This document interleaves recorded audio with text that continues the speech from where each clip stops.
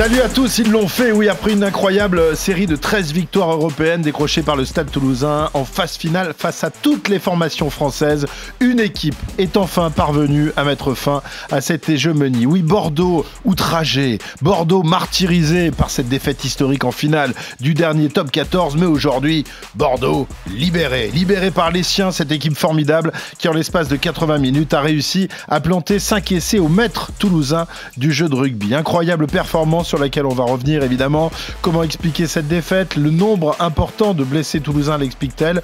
Ou est-ce une question d'envie et d'appétit? Oui, Bordeaux affamé avait peut-être plus faim que son adversaire. Et puis nous écouterons les acteurs qui sont déjà dans l'après. Yannick Bru, le coach bordelais, dès la fin du match évoquait la finale qu'ils disputeront dans 3 semaines face à Northampton. Les Anglais qui ont réussi un exploit similaire en allant taper le Leinster sur ses terres irlandaises durant ce week-end complètement dingue. Quant à Hugo Mola, vous connaissez le bonhomme, il n'est pas du genre à se morfondre, place à l'après et à la course au Brennus où il pourrait fort bien retrouver son vainqueur, probablement en finale si tout se passe bien pour les frères ennemis de la Garonne. Enfin, nous prendrons des nouvelles des blessés, notamment de Damien Penaud touché à la cheville et dont on craint qu'il ne puisse disputer la finale. Pour m'accompagner, débriefer ce coup de tonnerre, j'accueille les héros du Matmut. Oh là là, c'est beau ça, les héros du Matmut. Nicolas Paolorsi et Wilfried Templier qui étaient aux commentaires ce dimanche. Comment allez-vous les garçons? Ça va. Il arrive avec son katana, Nicolas, pour découper tout le monde là. Tous ceux qui ont expliqué il y a une semaine que Toulouse allait passer là. Mais non, mais même pas triomphe modeste, nous. Non, on n'est pas comme ça. Est-ce qu'à la façon d'un Templier, tu as versé une petite larme de bonheur à la fin du match, mon petit Nico? T'attends la finale? Non, mais je suis content pour certains joueurs, je suis content pour le président aussi parce que c'est un club qui bosse bien, on aura le temps d'y revenir, et franchement c'est mérité. Depuis les années où ils construisent tellement de choses que franchement fallait que ça tourne en leur faveur à un moment quoi. Donc content pour ça. Et puis le roi des pronostics est avec nous. Je parlais évidemment de Denis Charvet qui a encore ruiné quelques parieurs ce week-end, qui aurait bien aimé miser un petit billet sur Northampton, mais que tu as dissuadé. Ouais, moi je t'ai entendu samedi dire mais n'importe quoi, mais Northampton ils vont se faire balayer. T'as pas compris que les parieurs ils font l'inverse de ce que je dis. Donc je fais gagner beaucoup d'argent. C'est la tactique du gendarme. Oui. Je félicite nos compères qui bossent énormément le week-end avec ces demi-finales. T'arrêtes un peu de la ramener comme ça. Mais non, mais c'est vrai, je vous félicite. Sur le pont. T'étais pas là. Toi, tu ne viens que pour les matchs internationaux ou les finales, c'est ça, Denis? Finale, oui, bien sûr. Autrement, tu ne te déplaces pas. Mais il paraît que tu demandes d'ailleurs à nos envoyés spéciaux s'ils se déplacent en première quand même quand ils vont dans des endroits comme ça. J'espère pour eux. Oui, parce que toi, tu te déplaces en première, évidemment. Pas tous, hein. Pas tous. Non, la dernière fois, non. La dernière fois, c'était avant. D'ailleurs, je vais gueuler. Allez, place désormais à ce match de dingue. On l'attendait tous avec impatience. On n'a pas été déçus ce dimanche à 16h à Bordeaux. Mathieu Jalibert pour le coup d'envoi de la deuxième demi-finale. C'est parti à l'instant. Jalibert dans les 22 du Stade Toulousain. Il y a le relais de Moefana. Il va y aller. Non, c'est ton le premier essai bordelais. Quelle action de Mathieu Jalibert. Avec Graou qui ressort le ballon. Ntama, qu'est-ce qu'il a tendu le bras? Le ballon sur l'extérieur, ça va faire essai avec Dimitri Delibes. Le premier essai toulousain. Avec sur le côté fermé l'essai. La passe sautée. Quel bien arrêt. Il est monstrueux. La mêlée est stable mais elle avance. Allez, le départ aura Graou qui lance Barassi. Et c'est toulousain. Max Lucu qui essaie de nettoyer un peu cette zone de rencontre. Essai. Je sais pas qui a marqué. C'est Beauchâteau il me semble. Essai Tomei Funa. Oh là là, ça y est, ils sont en finale. C'est un jour incroyable pour l'Union Bordeaux-Bègles. Alors bien sûr, ils n'ont pas remporté de titre, mais l'Union Bordeaux-Bègles va faire tomber sa bête noire. Le Stade Toulousain et Bordeaux a fait un vrai grand match pour se qualifier en finale de cette Champions Cup. L'UBB ira à Cardiff pour défier Northampton. Tu t'es quand même fait bouffer là, Wilfried, en écoutant la prod quand même. Je me rends compte que. Mais c'est ce qu'on s'est dit à la fin du match. Je me suis confondu en excuses. Je lui ai dit, je t'ai mangé tout.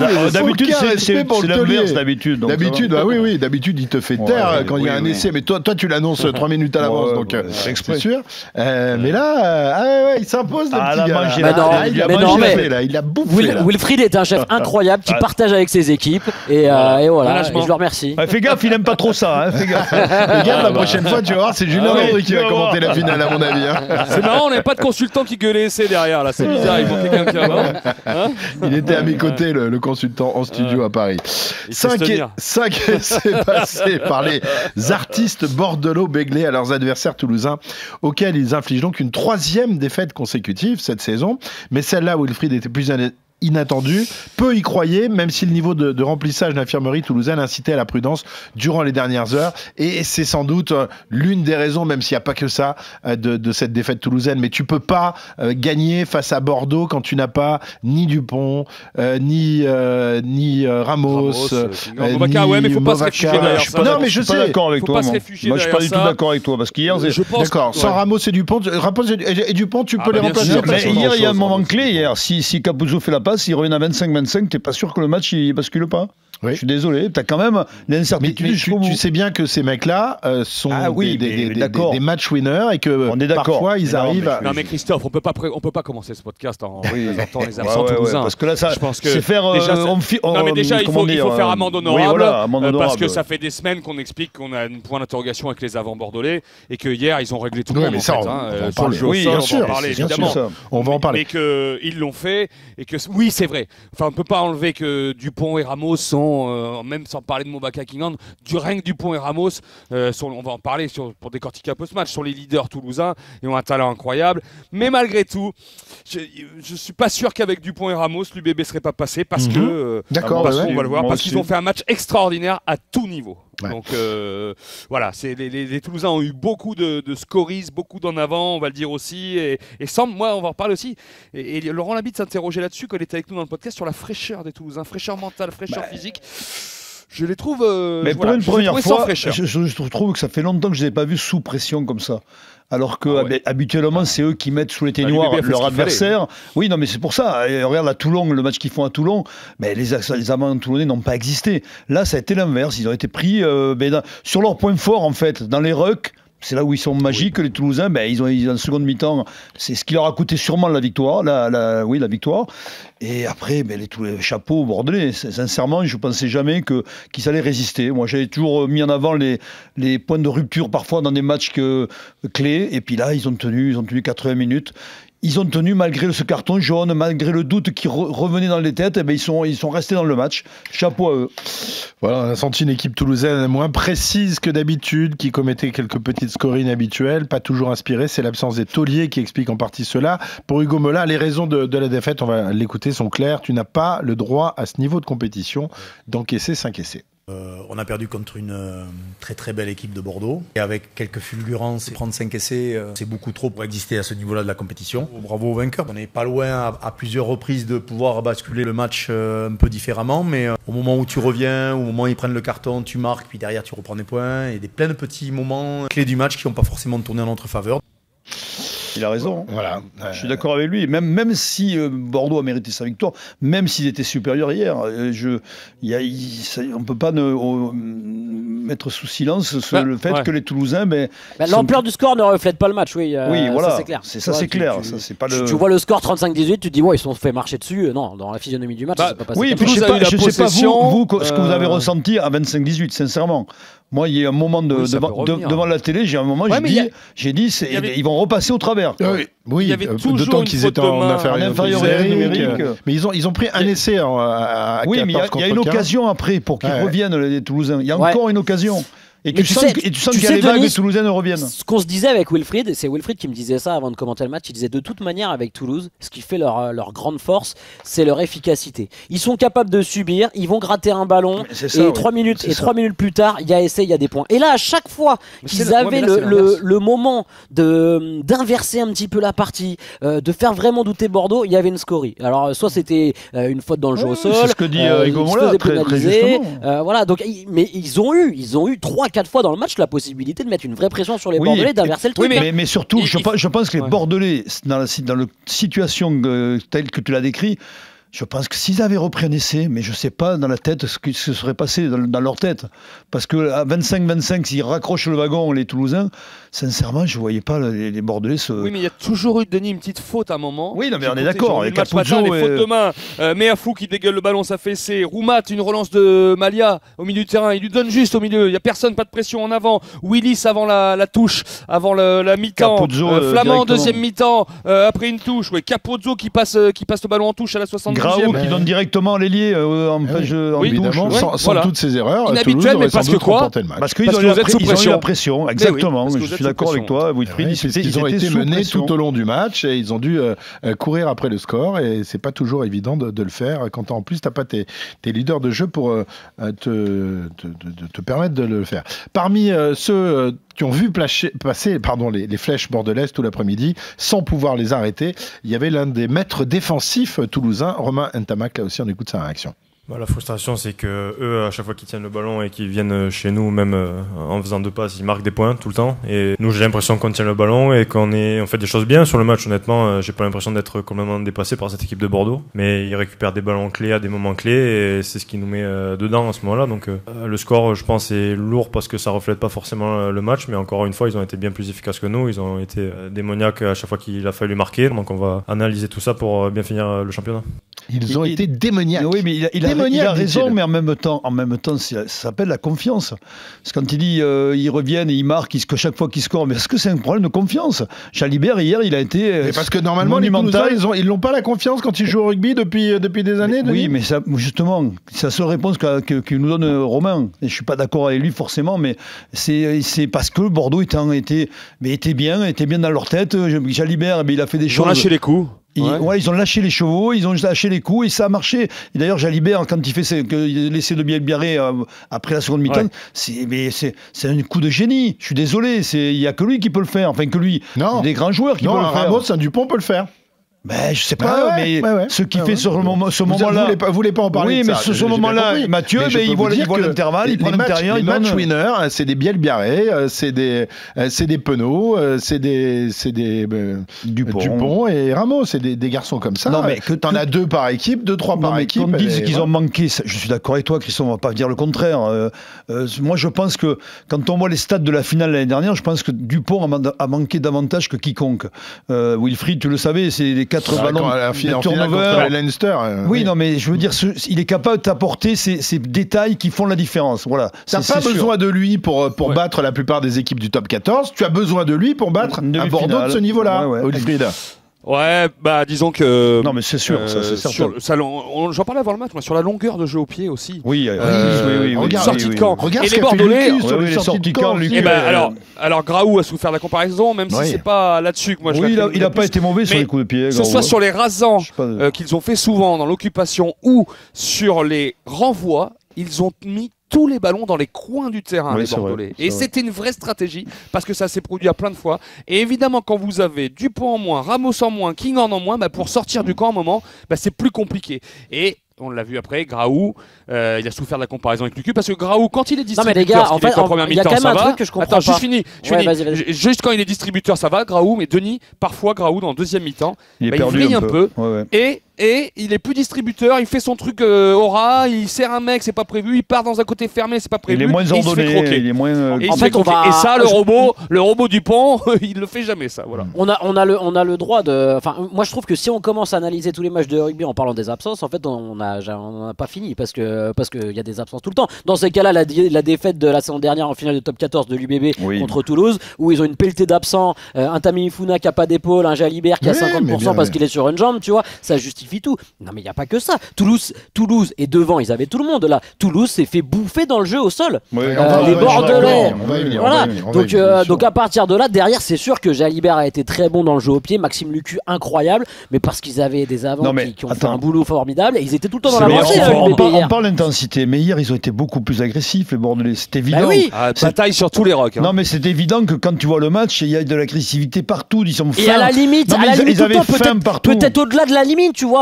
Mamadou Diaby, tu le voyais, mais sur chaque rock en première mi-temps, il était à chaque fois, moi j'avais l'impression qu'il allait se faire pénaliser, qu'il pouvait en prendre une. Tu vois. Mais ils ont joué avec la limite hier. Ils sont allés à 180% de leur engagement. Et je pense qu'ils étaient aussi vexés après tout ce qui s'est dit contre La Rochelle. Clairement, on aura le temps d'en reparler des avants, mais clairement, ils ont fait aussi. Ils ont fait passer quelques messages à la fin du match aussi sur les analyses qu'on peut faire de leur performance. Donc voilà, la grosse clé du match, c'était ça. Et pour moi, ce qui résume la victoire de Bordeaux hier, c'est surtout les avants. Après que Bielbiarré ou Jalibert soient capables de faire des actions de 70 mètres et de marquer un essai, on le sait. Bon, ok, j'ai compris que vous ne vouliez pas du tout de mon fil conducteur.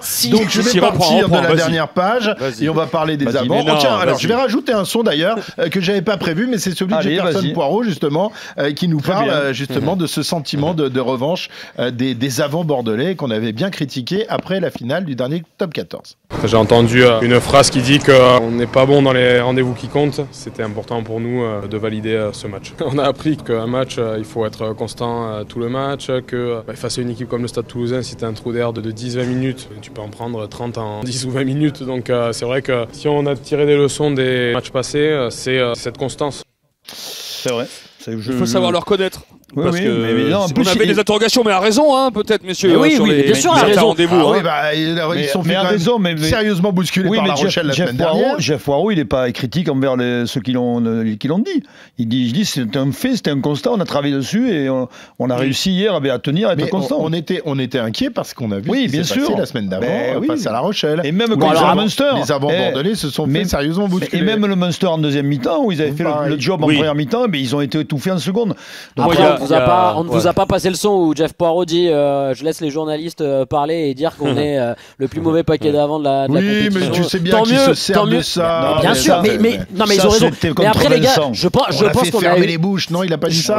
Non, pas du tout. Non, mais il était pas dans l'aigreur. Mais il a juste dit tant mieux parce que les adversaires se méfient moins de nous. Ils se focusent sur les trois quarts et nous comme ça on avance dans l'ombre. Donc il a pas tort. Et je pense que les équipes qui préparent l'UBB, ils regardent plutôt la ligne de trois quarts et ce qui se passe derrière que ce qui se passe devant. Moi je trouve que là où on a été des fois un peu blanc et noir dans l'analyse des perfs de l'UBB depuis le début de saison. Les trois quarts excellents et le groupe d'avant complètement à la ramasse, surtout comparé à Toulouse. Et j'ai pas arrêté de vous le dire dans le podcast, moi j'ai déjà vu le pack de l'UBB faire des matchs monstrueux. Et quand on parle des absents toulousains, l'UBB a eu de gros absents devant. Il y avait Tammy Funa qui n'était pas là pendant longtemps, Adam Coleman, Tatafou qui est toujours pas revenu, et ils arrivent quand même à battre Toulouse avec là des absents devant. Donc voilà, là en fait, ce qu'ils ont fait de très bien les avants par rapport au début de saison, c'est qu'en effet ils ont fait un match plein de la première à la 80e minute, et ça, cette perf aboutie, c'est vrai qu'ils l'attendaient. Mais ils ont été, Maxime Lamotte, on n'en parle pas beaucoup, le talonneur de l'UBB. On allait en parler. Il fait un match monstrueux. Le fil conducteur.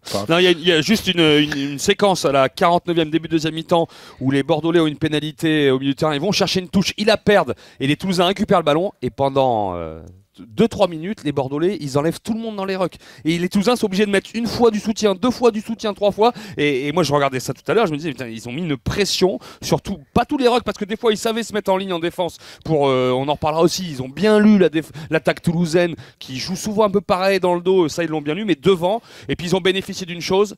Ils ont rétabli les choses en deuxième mi-temps en mêlée, parce qu'à un moment c'était critique pour eux en mêlée. Et puis c'est en Coupe d'Europe, messieurs, c'est pas l'arbitre a été gentil. L'arbitre a été très gentil. Il faut vraiment insister en mêlée pour avoir la pénalité en Coupe d'Europe, et ça a été à leur avantage, ça. Ah oui, il a été très clément l'arbitre. Il aurait pu avoir quelques. Oui, 2 ou 3 de plus, des cartons. Non, mais ils sont comme ça, Denis, à ce niveau international. C'est pas comme en top 14 où pam, ça siffle. Mais c'est pas arbitré pareillement. C'est pas arbitré pareil. Et voilà. Les rucks ont été aussi. Là aussi, c'est vrai qu'en début de match, Julien Marchand et les Toulousains ont dominé ce secteur de jeu. Et puis, ce Maxime Lamotte dont tu voulais nous parler, Nico, qui derrière, avec sa poigne de fer, fait changer l'âme de l'UBB en première mi-temps et surtout durant toute la deuxième mi-temps. Quel travail il a abattu, incroyable. Ouais, très bon dans les contests, mais on a vu qu'ils sont allés faire la guerre aux Toulousains dans tous les rucks en fait. Il y a eu une très bonne gestion du staff, avec par exemple un Mamadou Diaby qui a joué 40 minutes et derrière il y a l'entrée de Marco Gazzotti qui prend un carton jaune mais qui a apporté énormément. Voilà, ils avaient mis des profils deuxième ligne, troisième ligne avec 3 joueurs de ce profil là sur le banc de touche, ça a pesé. Pierre Beauchaton, il y a des mecs qui mettaient toujours les mains bien. Tammy Ifuna, quand il est rentré sur chaque contest, il était là et il est allé gratter un. Non, mais le banc a été monstrueux de Bordeaux. Donc ils ont Retière, c'est pas Penaud en attaque, mais t'as vu qu'il lâche rien. C'est un diable. Il va aller chercher les balles, piquer les ballons, gratter. De toute manière, ils en avaient parlé dans la semaine. Ils savaient que pour battre Toulouse, et chaque équipe qui a battu le Stade Toulousain a réussi à faire ça, c'est a réussi à pourrir les sorties de balles et à les embêter dans le jeu au sol. Donc, mais le banc a été meilleur que celui de Toulouse, à l'exception de Jelonge qui a été monstrueux quand il est rentré. Mais le banc bordelais a fait la différence en fin de match, c'est certain. C'est vrai. Et donc Big Ben notamment, Big Ben qui est rentré là, d'un seul coup, il y a eu un changement. Le truc, ça bougeait plus, quoi. Ça bougeait plus. C'est comme quand tu mets une cale sous un meuble. Bah voilà, lui, il a justement calé la grosse cale, grosse belle cale, quoi. Un beau truc, c'est pour la transporter la cale. Faut s'y prendre à 2 fois. Mais c'est vrai que ce garçon, alors il a pas 80 minutes dans les pattes, ça on le sait. Mais quand il a quelques minutes, il faut savoir en profiter. Les Bordelais en ont bien profité, Wilfried. Hein. Ah bah oui, comme tu le dis, il y a une mêlée. Il rentre sur une mêlée. Bon, il y a l'essai de Barassi derrière, mais la mêlée elle bouge plus pareil. Ouais. C'est exactement ce que tu as dit. Et puis, tu l'envoies à 3 mètres de la ligne, c'est inexorable. Hein.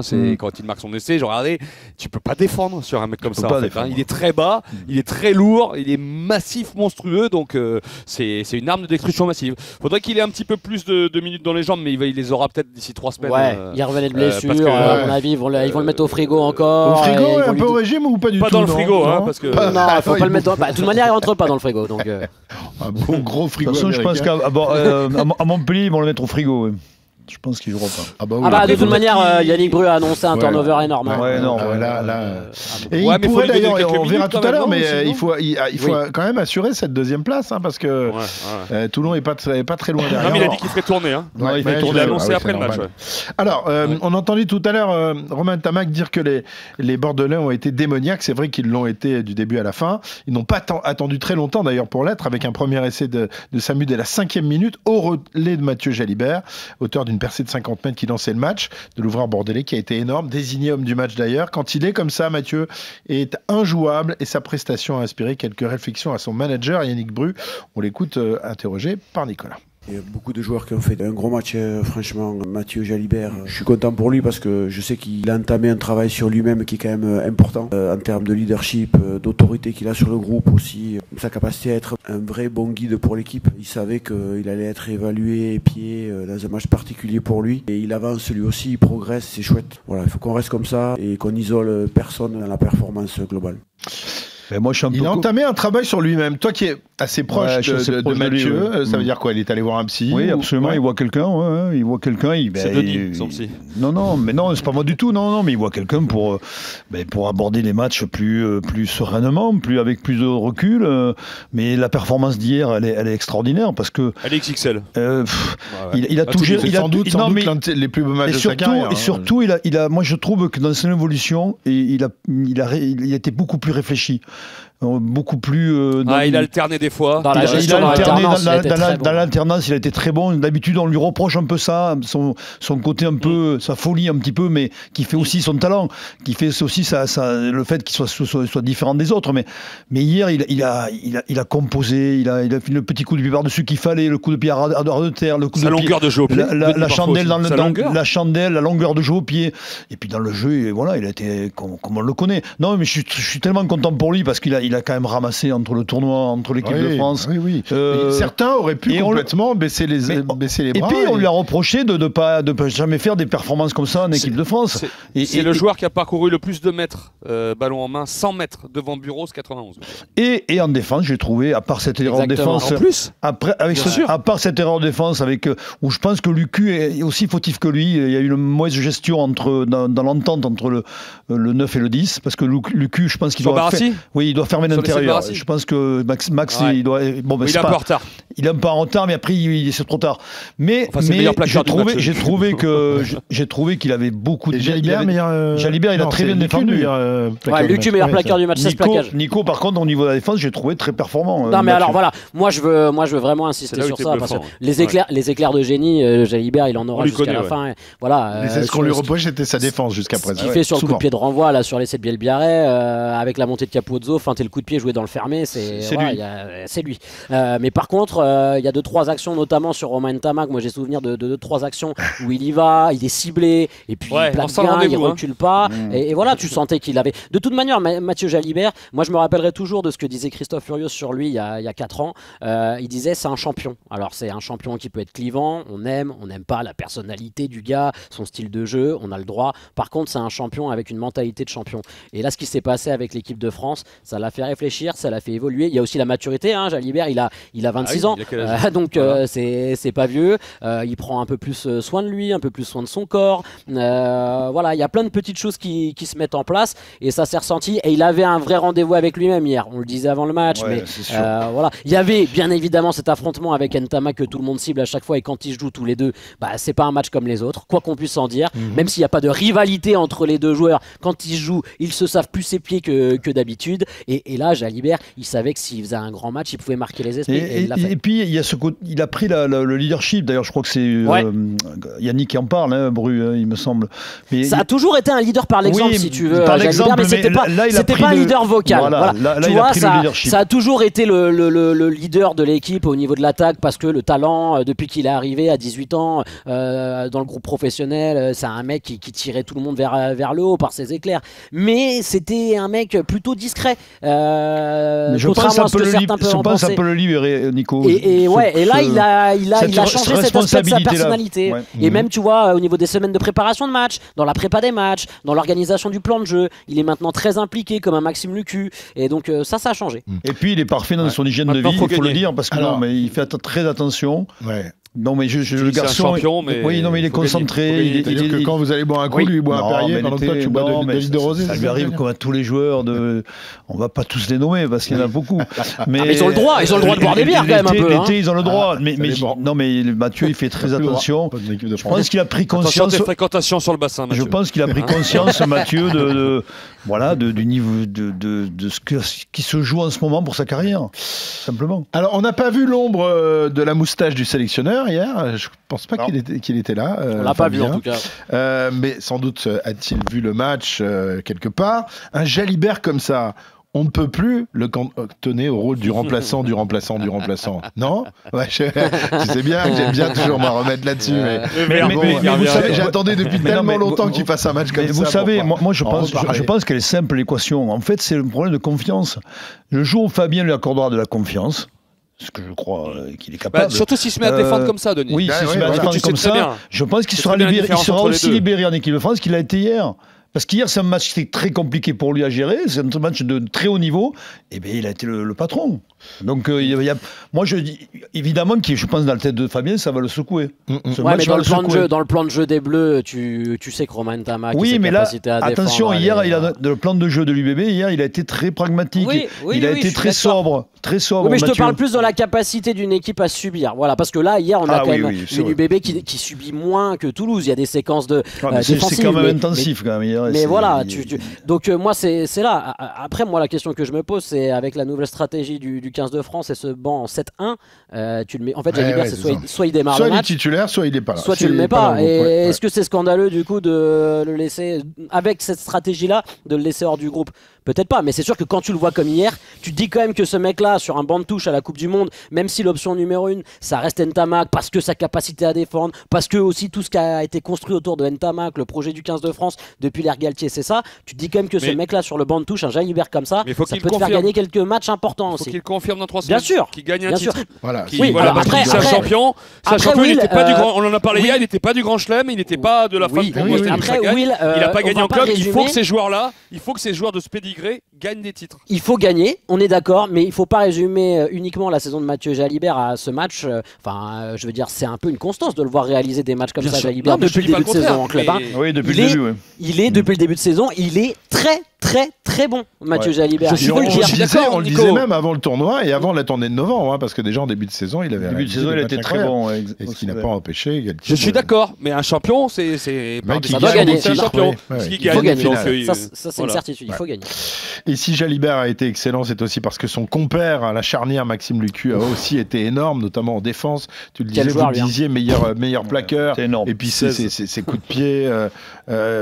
C'est vraiment le maître à jouer de cette équipe. Et là aussi, lui aussi, a dû se reconstruire. On en parlait d'ailleurs à l'issue du dernier tournoi où il a réalisé les derniers matchs. Il a été. Allez voir le Midi Olympique cette semaine, enfin de lundi. Allez voir. Et ils font leur mea culpa, le Midi. Oui, c'est notre collègue Léofort qui a dit pardon pour tout, Maxime. Pardon pour tout. Je trouvais l'article super parce qu'en fait, ça résume bien tout ce qu'on pense nous. Parce qu'on a été, on était pas critique pour être critique, mais on disait on disait qu'il était en équipe de France parce que c'était le seul qui acceptait le rôle d'être remplaçant. Et on a été dur. Parce qu'on souvent on le comparait à Serein et on disait que Serein avait plus de talent que Lucu et que c'est pour ça, mais qu'il avait un tel caractère qu'il ne supportait pas d'être long. Tout ça, je pense que c'est des. Je sais pas si c'est des vérités ou si ce sont des. Non, c'est pas des vérités. Quand tu vois le match qu'il fait hier, c'est. Non mais pas trop. Après, en termes de talent, peut-être que Baptiste Serein a plus de talent que Maxime Lucu. Mais le talent, c'est quoi le talent? Le talent, c'est l'efficacité. C'est l'efficacité. Hier, Lucu. S'il n'y a pas Lucu, il gagne pas. Le leadership du mec qui est capable de plaquer 16 fois dans un match de cette intensité et qui est très bon dans toute cette gestion des temps faibles, temps forts, jeu au pied. Tu sais comment il l'appelle, Yannick Bru? Il l'appelle le chef de la meute. En fait, il dit nous à l'UBB, on a des leaders, c'est un peu nos bergers quoi, qui guident un peu nos moutons. Et bah Maxime Lucu, c'est le chef de la meute des bergers. Ça prouve bien que Fabien. C'est pour dire un peu l'importance du gars à l'UBB. Fabien qui a été quand même devenu mêlée, connaît bien les hommes, connaît bien les joueurs, et maintenant on comprend mieux pourquoi il insiste chaque fois avec Maxime. Mais ça fait 3 ans qu'il fait des perfs comme ça en plus, Maxime Lucu. Et en équipe de France, pénalité de 57 mètres. Et en équipe de France, il a fait des grosses performances. Mais il y a eu aussi cette Coupe du Monde. Il m'y rentre pas en Coupe du Monde. En quart de finale, il rentre pas. Mais le tournoi l'année dernière où Antoine Dupont n'était pas là en 2024, donc et l'équipe de France était dans le dur. En plus, sortait de cette Coupe du Monde. Donc voilà, ça a été dur pour lui. L'équipe de France, oui, c'est vrai. Il s'en cache pas, il a dit qu'il avait le droit de question. 2024, ça n'a pas été terrible. Et il a été très critiqué et il a encaissé tout ça. Comme Mathieu Jalibert a été très critiqué, et les mecs, ils ont fait le dos rond et puis aujourd'hui, c'est les tauliers. Et bravo à eux. Enfin, la petite merveille du rugby français, mais lui, il n'a jamais été critiqué et je comprends pourquoi. Parce qu'il n'a pas été en reste lors de ce match. Louis Bielbiarré, virevoltant comme toujours, auteur d'acrobatie dans l'embut et surtout auteur de nouveaux essais qui portent son total à 30 cette saison, dont 19 30 en 27 rien que sur le début d'année 2025 en seulement 13 matchs. Franchement, les mois passent, il ne faiblit pas le moins du monde. Il nous raconte son premier essai après une chistera et un salto dans l'embut. Pas mal. Il y a le coup d'envoi qui est tapé. Je parle bien à Mathieu en lui disant de taper d'ailleurs, donc il a bien fait de pas taper et de la jouer. Je suis décalé dans le couloir et puis après Pete la joue merveilleusement bien parce qu'il me fait une passe, une chistera vraiment magique, et c'est vrai qu'on voulait faire une grosse entame de deuxième mi-temps, ne pas pouvoir trop les laisser espérer, et c'est vraiment ce qu'on a fait avec cet essai. Voilà. Mais ce qui me bluffe avec ce garçon, mais moi il y a quelque chose qui me bluffe plus que comment on dit, plus que par-dessus tout. Plus que par-dessus tout, c'est qu'en fait, hier, il a combien de ballons? J'aimerais savoir combien il a de ballons. Il touche le ballon. Très peu. Et en fait, tu peux pas lui donner un ballon sans que ce mec, il se passe quelque chose. Non, mais il est toujours bien. C'est pas le hasard, il est toujours bien placé, toujours dans les bons coups. Après, il fait un cadrage débordement à Graouk, il sait plus où il est, il se retourne, il est où? Il y a que lui qui peut faire ça. Aujourd'hui, j'en connais pas beaucoup qui fassent. Il a une première foulée. Il a une première foulée qui est incroyable sur les premiers mètres. Ça fait une différence incroyable. Et puis, si là, Denis, l'attirance pour les ballons, l'attirance pour l'essai. C'est pas le hasard de quand il y a des chasseurs d'essais comme ça. Ça veut dire que c'est vrai que, attention, Pete Samu fait une chistera, il part en travers, il lui lève comme ça une petite chistera magnifique. Et après derrière, quand il met les cannes, c'est plus facile aussi quand on a de la vitesse. Mais il a le mérite d'être là au bon moment, au bon endroit. Pour moi, c'est un phénomène. C'est celui qui fait la différence. Hier, il fait la différence encore. Il y a les essais d'hier. Il y a la victoire que l'UBB allait chercher à Pau, où il met une essai incroyable. Il met un essai mais incroyable. Il a banalisé un peu l'exceptionnel Bielbiarré cette saison, et surtout ce qui est impressionnant, c'est la répétition des efforts en fait.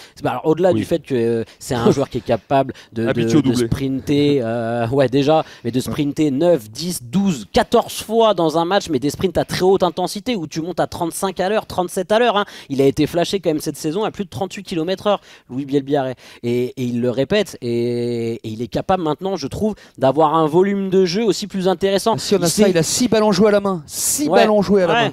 Ouais, c'est ça. J'ai trouvé. Ça va quoi. Hein. Et messieurs, il va concourir au titre de meilleur joueur du monde. Hein. Ouais, c'est sûr. Meilleur joueur du monde cette année. Oui, avec le Toulon qui fait meilleur joueur du tournoi. T'as fait le Grand Chelem, meilleur joueur du tournoi. La Coupe d'Europe. Enfin, c'est les matchs internationaux souvent, mais on verra à l'automne ce qu'il fait. Oui, c'est en fin d'année de toute façon ce titre. C'est pas tout de suite, dans encore un peu de temps. Mais s'il est champion d'Europe et qu'il marque en finale, oui. Ça sera pas loin. Ouais. Non mais là les stats de Bielbiarré et de Damien Penaud, elles sont affolantes. Hein. T'en es à 51 essais pour les deux joueurs depuis le début de la saison, club et sélection cumulés. Ils ont marqué plus d'essais qu'ils ont disputé de matchs. Et les deux ensemble à Bordeaux, c'est phénoménal franchement ce qu'ils apportent. Alors un petit mot de Damien Penaud, parce qu'évidemment c'est le point noir quand même de ce match. C'est cette blessure, cette sortie, c'est l'arme sur le visage de Damien. Après la victoire, sans doute savait-il qu'il ne disputerait pas la finale. Est-ce qu'on a des infos? Est-ce qu'il y a des examens qui ont été pratiqués, Nicolas, ou c'est encore un peu trop tôt? C'est aujourd'hui, donc on va avoir des infos. Ça dépend quand vous écoutez ce podcast. Ouais, voilà, c'est ça. Donc c'est lundi. Hein. On enregistre le lundi. Donc il passe des examens dans la journée. Ce qu'on peut vous dire, c'est que moi, les retours que j'ai du vestiaire, c'est qu'on a vu ces larmes là sur la pelouse à la fin, pris par l'émotion. Dans le vestiaire, il s'est visiblement un peu calmé. Il s'est rendu compte aussi que c'était peut-être pas aussi grave que ce qui était prévu. Et de ce qu'on sait, son entourage n'était pas détendu. Si inquiet. Voilà. Ouais. Hein. Après, apprendre avec des pincettes, c'est la cheville. Donc apprendre avec des pincettes parce que tu peux avoir un ligament de pété, voilà peut-être. Mais non, c'est pas le genou déjà, c'est la cheville. Et visiblement, c'est pas si grave. Et puis on connaît aussi la force de récupération de Damien Penaud. Moi je vous le dis souvent, mais Thibaut Giroud, le manager de la performance là qu'il a côtoyé en équipe de France, il le surnomme cheval. C'est un athlète de haut niveau. C'est pas celui qui s'entraîne le plus, mais il a une capacité de récupération. Il est capable d'enchaîner les efforts et de récupérer à une vitesse folle. Donc si c'est pas si grave et que c'est une entorse de la cheville importante, à mon avis, dans 3 semaines, je le vois pas louper cet événement. Les grands joueurs ratent rarement ce genre d'événement. Une entorse, il faut avoir la gravité de l'entorse quand même, hein, parce que c'est 3 semaines. Si c'est une entorse qui n'est pas d'arrachement. Non, mais s'il n'y a pas d'arrachement, le ligament. Ouais, c'est ça, c'est les ligaments qu'il faut voir. Il jouera, c'est sûr. Bon, on verra, parce qu'évidemment, Bordeaux avec et sans Penaud, c'est tout à fait. Attention, si ça se trouve, quand vous allez nous écouter, il aura la cheville cassée, et voilà, mais on n'a pas encore les résultats. On n'a pas encore les résultats des examens. Mais non, mais parce que c'est toujours dur de donner des infos dans un podcast comme ça qui est daté dans le temps. On sait pas trop comment ça peut évoluer aussi au niveau de l'hématome. De ce qu'on avait aujourd'hui, c'était un peu moins inquiet. Là, ils étaient un peu moins inquiets. On attend plus de confirmation. Mais bon. Si vous pouviez les avoir avant la fin de l'enregistrement, ce serait quand même bien, les gars. On verrait le professionnalisme quand même. On verrait le professionnalisme de ces garçons. Ils tentent de nous mettre la pression là. Pas du tout. Maintenant, la suite, parce que si l'aventure en Champions Cup est achevée pour cette année pour Toulouse, il y a évidemment d'autres compètes à livrer, parmi elles le bouclier de Brennus, dont Toulouse est le détenteur depuis 2 ans. Denis, en tant que spécialiste de la mentalité toulousaine, on peut être certain qu'ils vont rebondir avec un esprit de revanche. Il en dit quoi, le manager toulousain? Ensuite, on t'écoutera sa réponse donc au micro de Wilfried. Il nous reste quand même 4 journées à réaliser en championnat, donc la route est toujours semée d'embûches. On a un déplacement à Marseille samedi, donc autant vous dire qu'il va falloir qu'on se remette un peu la tête à l'endroit pour aller remettre notre titre en jeu, parce qu'on a perdu un des 2 titres, donc on va s'évertuer à défendre le second.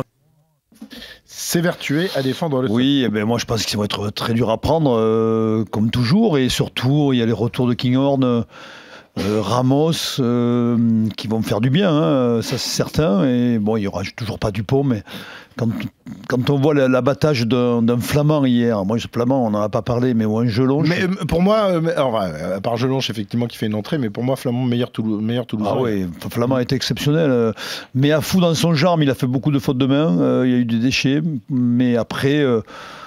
Toulouse va être dur à battre en championnat. Puis ils n'auront pas la finale de la Coupe d'Europe dans les pattes.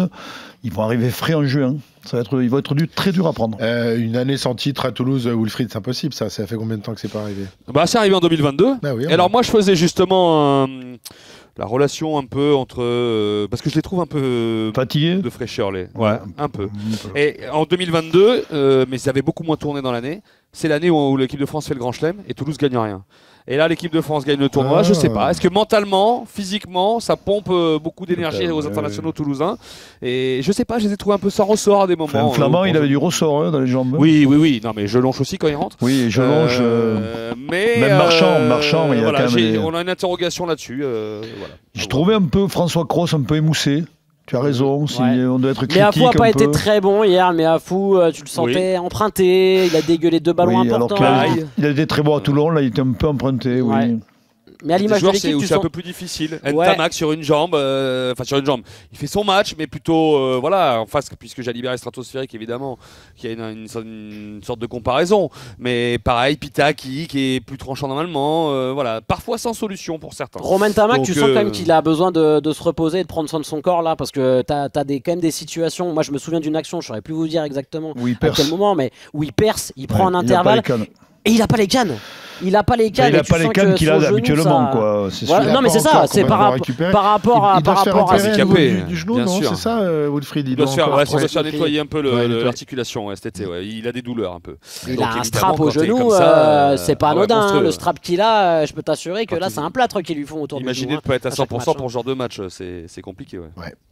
Très bien. Alors, côté bordelais, Nico, on va parler de la finale dans quelques instants, mais il y a aussi évidemment l'ambition d'aller décrocher ce bouclier de Brennus. Maintenant qu'on a battu Toulouse 3 fois dans la saison, pourquoi pas une 4e, mais il va falloir rester dans les clous pour aller directement en demi-finale pour les Bordelais. Ouais, c'est ça. D'ailleurs, c'est là où tu sens aussi que ce club il est en train de changer de dimension. C'est que dans les discours hier, ils n'ont pas célébré la qualification en finale comme ils avaient célébré la qualification en finale de top 14 l'an dernier. Jeff Poirot, il le disait, il a dit l'année dernière, on était dans le même stade, on a battu le stade français, on pensait qu'on était arrivé première finale. On va pas faire cette connerie pour être un peu vulgaire cette année. On va faire preuve d'humilité. La préparation des finales, c'est pas trop notre truc. On en a pris 60 l'an dernier, donc on se tait, on bascule sur le top 14.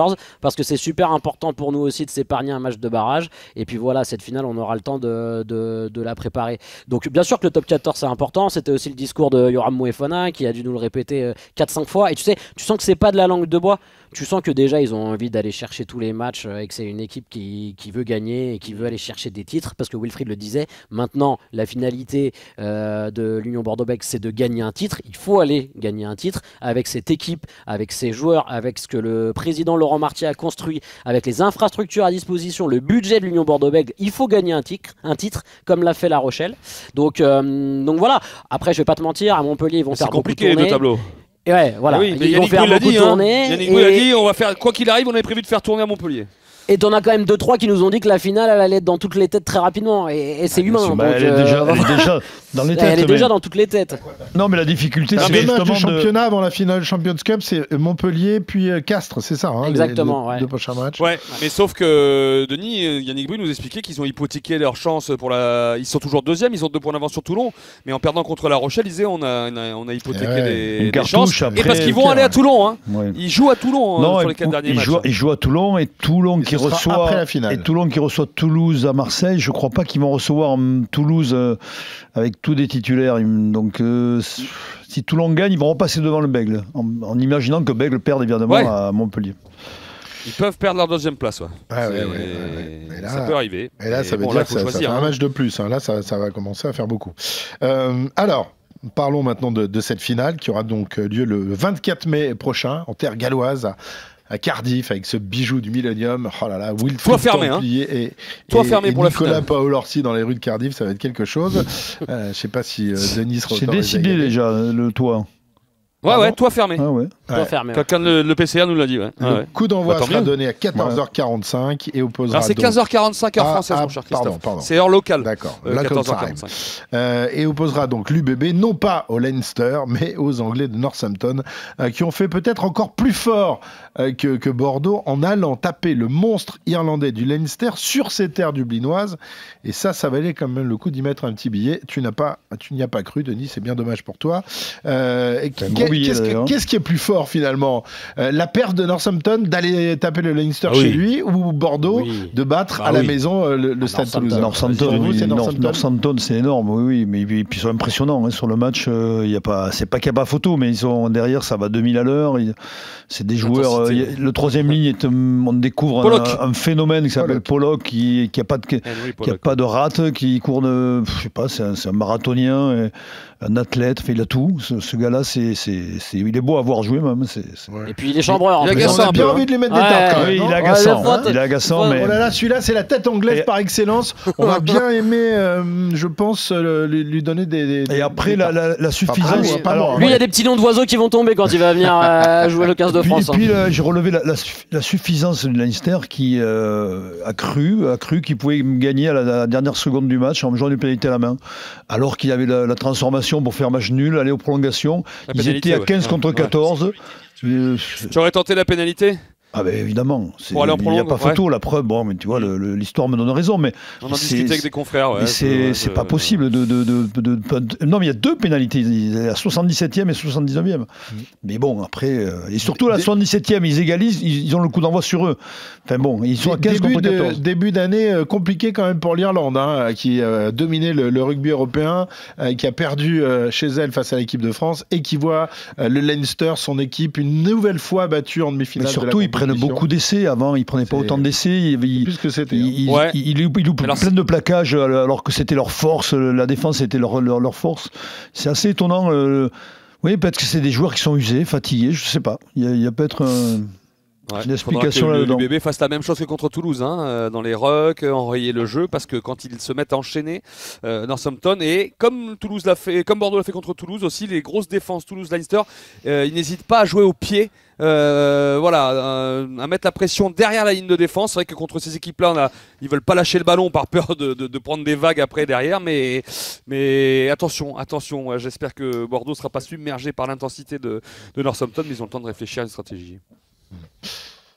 Bon, Northampton... 2 équipes qui se ressemblent. Franchement, ça va être un match dans la philosophie, dans l'approche du match. Ça peut être feu d'artifice, ouais. C'est 2 équipes qui se ressemblent, ça peut envoyer du jeu dans tous les sens, en plus avec le toit fermé. Et oui, la clé, ce sera le jeu au sol. Bordeaux va faire rentrer des joueurs aussi. Donc, ils peuvent en péter d'ici là, mais ils vont faire rentrer notamment Tevita Tatafou, 3e ligne centre, qui peut faire énormément de bien. Bref, Samou a été bon hier. Ouais, monstrueux. Samou, je vois pas comment tu peux le sortir, mais bon, après... mais tu peux le mettre flanqueur. Il y en a quelques-uns qui vont être au frigo en attendant la finale. Denis, tu fais rentrer Tameifuna et Tatafou à la 60e, là, les deux. Mais là où je suis étonné, c'est au pari sportif. Ils sont archi favoris, les Béglés. Bordeaux-Bègles, mais vraiment archi favoris. Ils sont à 1,30 et les autres sont à 3,50. La cote du Leinster. Oui, Leinster contre eux, c'était incroyable. Mais là, c'est très bizarre parce que vu la performance du Northampton, je comprends. Il faut engager des experts pour toi, je pense. On va demander à Winamax de t'engager. Tu n'es pas d'accord avec moi, Wilfried, Nico? C'est plus ce que c'était. C'est assez bizarre, non? Ouais, c'est bizarre. Ah oui, à ce point-là, oui. À ce point-là, oui. C'est curieux.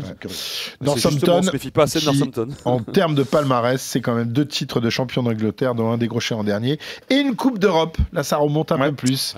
En l'an 2000, avec une victoire des coéquipiers de Paul Grayson à l'époque contre le Munster. Donc voilà, une équipe dans la pure tradition anglaise qui va tenter de battre l'Union Bordeaux-Bègles. Ce sera le 24 mai à 15h45 à Cardiff. Ça va être un beau week-end. Toi, t'as pas été convié. Non, comme d'habitude, moi, tu sais. Toi, au placard. On prend pas.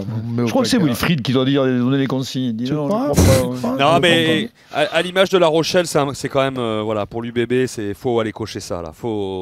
Ça serait beau. Pour leur développement, faut pas laisser passer. Et c'est gros travail de Yannick Bru quand même depuis 2 ans, 2 finales de suite. C'est. Avec non, mais c'est le moment. Là, tu sens que c'est le moment. Il faut se payer, quoi. Voilà, il faut se payer. Et puis Maxime Lucu, il l'a dit tout de suite. Ils l'ont dit tout de suite. Voilà, ok, on est qualifié pour la finale, mais maintenant on veut se payer. On fait une saison quand même de dingue. Ils sont invaincus dans la compétition. Ils n'ont pas perdu un match. Ils ont quand même tapé l'Ulster, le Munster, Toulouse. C'est des grands noms de la Coupe d'Europe. Voilà, maintenant. Et puis, pour moi, il y a une opportunité incroyable, c'est qu'ils ne prennent pas le Leinster. Je suis désolé, mais non, mais oui, mais je pense que le statut doit... mais je pense que le côté un peu outsider et équipe qui a rien à perdre, ça leur allait bien. Oui, mais tu vois, ils vont être favoris. Ouais, mais ils sont favoris, mais t'as vu contre Toulouse, ils ont bien préparé le match. Là, t'aurais pris je suis d'accord parce que. Oui, Leinster. Je suis d'accord parce que 3 finales perdues de suite par le Leinster, s'ils arrivent à c'est sûr. Là. Je vais te dire, là, c'est beau, c'est bien pour eux. Moi, je pense que c'est une énorme opportunité. C'est très ouvert. Ouais, c'est super ouvert. Bon, on va se régaler, messieurs, et on vivra ça donc le 24 mai prochain. On présentera cette finale avec les avantages des uns et des autres, les petits points sur lesquels on n'a toujours pas de nouvelles de Penaud. Donc non. Si on explique de la même façon la prochaine finale qu'on a expliqué le Toulouse-Bordeaux la semaine dernière. Que Bordeaux n'avait aucune chance, c'est ça que tu disais? Non, on n'a pas dit que Bordeaux n'avait aucune chance, on a dit que ça serait très dur. C'est vrai, ça serait très dur. Et ça a été très dur, mais c'est très dur surtout pour Toulouse qui est rentré à la maison et qui n'a pas l'habitude de rentrer à la maison avec une défaite dans les valises. Et vendredi, apéro des poteaux, Christophe. Le podcast, on va parler du maintien. Là, hein, parce qu'il y a un stade Perpignan, stade français. Attention. Et un Van La Rochelle. Ouh là là, duel de l'Atlantique. Très bien, merci messieurs. À vendredi donc, et puis à lundi pour le podcast habituel. Ciao, ciao.